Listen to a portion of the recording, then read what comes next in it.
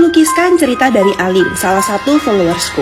Cerita datang dari teman kuliah tantenya, kita sebut saja Tante Nining. Nah, jadi Tante Nining ini ceritanya sedang ada KKN di sebuah kampung yang masih tertinggal. Di situ ada seorang nenek yang tinggal sendirian di rumah yang sangat besar. Nah, karena itu pihak kampus meminta agar Tante Nining ini tinggal sementara bersama si nenek sembari menjalankan kegiatan KKN-nya. Di hari pertama menginap, Tante Nining yang sedang tertidur itu ngerasain kayak ada yang terbang-terbang gitu di atas atap rumah. Tapi ya dia nggak mikir macem-macem. Nah, pas besoknya dia kaget ngelihat rumah yang sebelumnya berantakan bisa serapi itu dan baju-baju udah dijemur di luar, sedangkan keadaan masih pagi banget. Kondisi si nenek pun sudah sangat tua kan, dia merasa nggak mungkin ini si nenek yang ngerjain itu semua. Nah, cerita berlanjut ke hari kedua. Di malam ini dia dengar suara orang lagi beresin rumah, tapi dia nggak berani ngecek.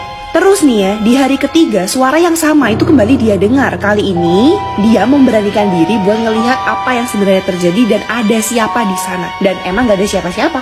Akhirnya dia balik lagi tuh ke kamar dan mencoba untuk lanjut tidur.